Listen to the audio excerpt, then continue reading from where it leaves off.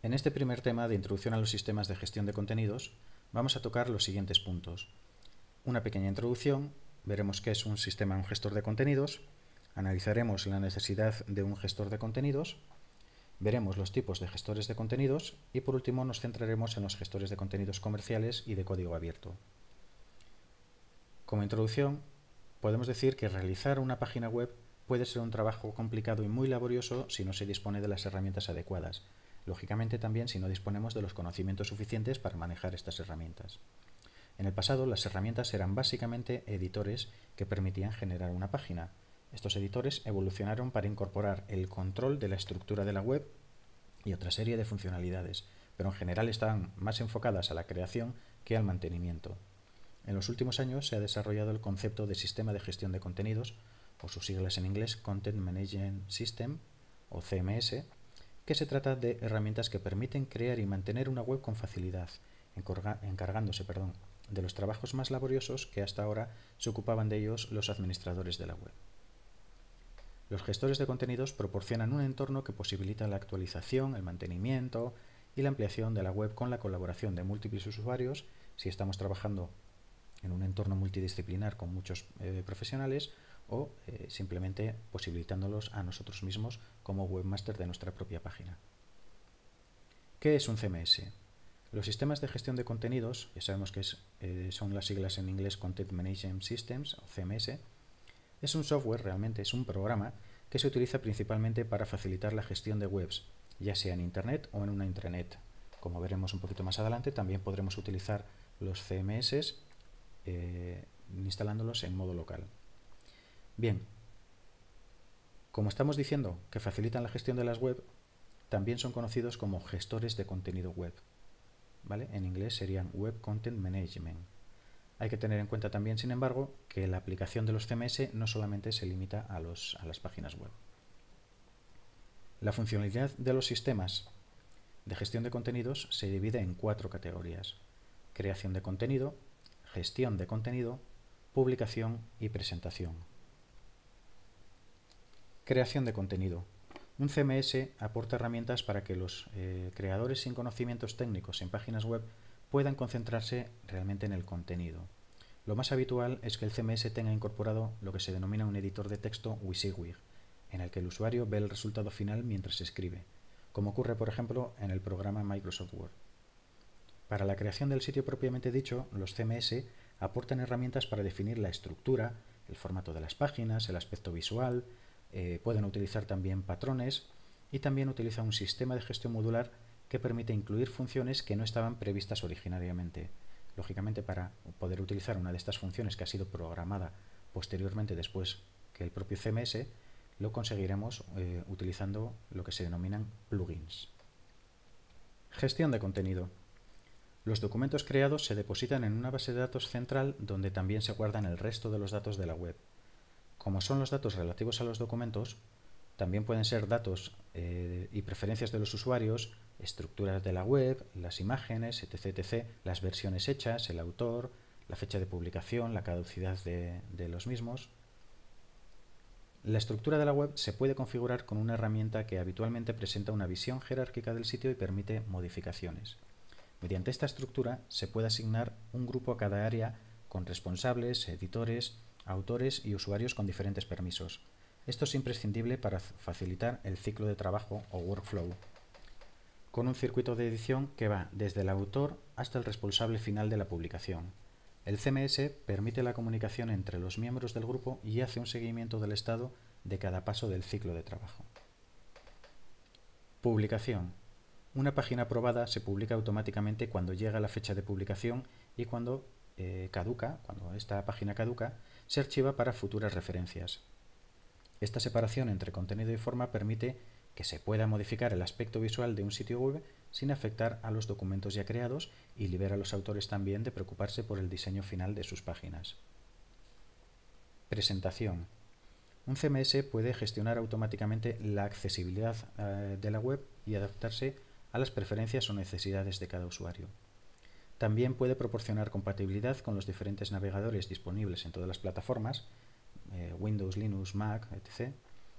Y su capacidad también de internacionalización lo permite adaptarse al idioma, sistema de medidas y cultura también del visitante. El sistema se encarga de gestionar muchos otros aspectos como son los menús de navegación o la jerarquía de la página actual dentro de la web. Añadiendo enlaces de forma automática, etc. También gestiona todos los módulos, ya sean internos o externos, que se incorporen al sistema, como por ejemplo un módulo de noticias. Se presentarían las novedades aparecidas en otra web, pues con un módulo de velocidad también, de publicidad, se mostraría un anuncio o mensaje animado, y con un módulo de foro, pues se podría mostrar en la página principal el título de los últimos mensajes recibidos. Necesidad de un CMS. Se podría pensar que un CMS no es necesario para una web relativamente pequeña o cuando no se necesitan tantas funcionalidades. Eso solo podría ser cierto para una web con unas pocas páginas estáticas, para el que no se prevé un crecimiento futuro ni muchas actualizaciones, lo que lógicamente no es demasiado realista. En cualquier otro caso, la flexibilidad y escalabilidad que permiten esos sistemas justifican su utilización en prácticamente cualquier tipo de página web, de sitio web. Muchos usuarios particulares utilizan CMS gratuitos para elaborar y gestionar sus webs personales, obteniendo web dinámicas y llenas de funcionalidad. El resultado que obtienen es superior al de algunas empresas que se limitan a tener páginas estáticas que no aportan ningún tipo de valor añadido. Estos son algunos de los puntos más importantes que hacen útil y necesaria la utilización de un CMS. La inclusión de nuevas funcionalidades en la web. Esta operación puede implicar la revisión de multitud de páginas y la generación del código que aportan las funcionalidades. Con un CMS eso puede ser tan simple como incluir un módulo realizado por terceros sin que suponga muchos cambios en la web. El sistema puede crecer y adaptarse a las necesidades futuras. Mantenimiento también de gran cantidad de páginas. En una web con muchas páginas hace falta un sistema para distribuir los trabajos de creación, de edición y de mantenimiento con permisos de acceso a las diferentes áreas. También se tienen que gestionar los metadatos de cada documento, las versiones, la publicación y caducidad de las páginas, los enlaces rotos, entre otros aspectos, ¿no? También la reutilización de objetos o componentes. Un CMS permite la recuperación y reutilización de páginas, documentos y en general de cualquier objeto publicado o almacenado. Otro de los puntos importantes es que las páginas son interactivas. Las páginas estáticas llegan al usuario exactamente como están almacenadas en el servidor. En cambio, las páginas dinámicas no existen en el servidor tal como se reciben en los navegadores, sino que se generan según las peticiones de los usuarios. De esta manera, cuando por ejemplo se utiliza un buscador, el sistema genera una página con los resultados que no existían antes de la petición. Para conseguir esta interacción, los CMS conectan con una base de datos que hace de repositorio central de todos los datos de la web. Otro punto importante también son los cambios de aspecto de la web. Si no hay una buena separación entre contenido y presentación, un cambio de diseño puede comportar la revisión de muchas páginas para su adaptación. Los CMS realmente facilitan los cambios con la utilización, por ejemplo, del estándar CSS, que son las Cascading Style Sheets, hojas de estilo en cascada, con lo que se consigue la independencia de presentación y contenido.